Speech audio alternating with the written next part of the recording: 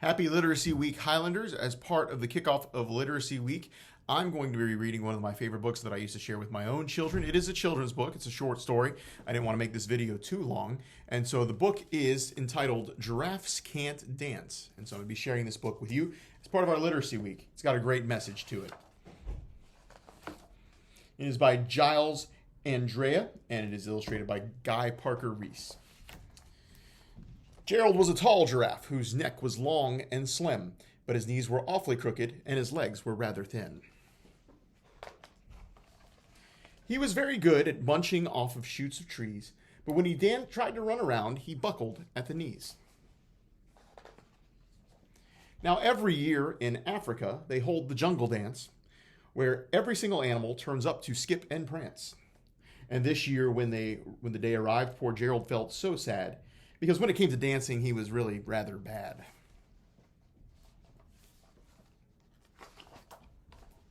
The warthogs started waltzing, and the rhinos rocked and rolled, and the lions danced a tango that was elegant and bold.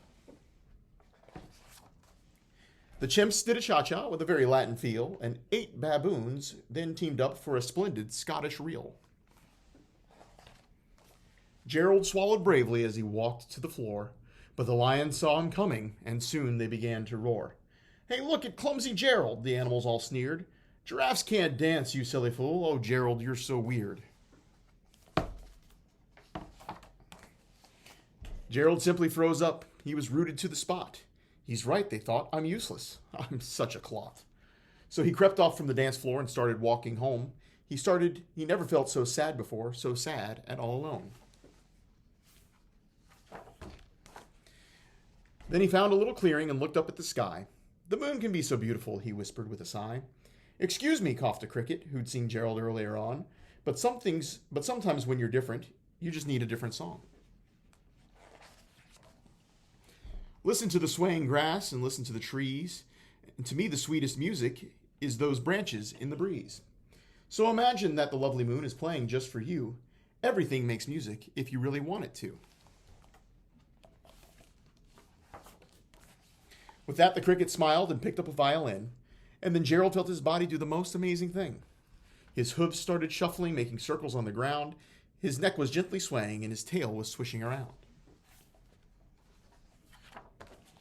He threw out his legs sideways and swung them everywhere, and then did a backward somersault and leapt up in the air.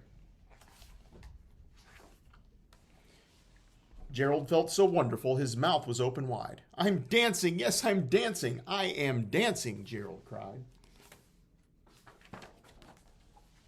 And then one by one, each animal who'd been there at the dance arrived while Gerald boogied and watched him quite entranced. They shouted, "It's a miracle! We must be in a dream.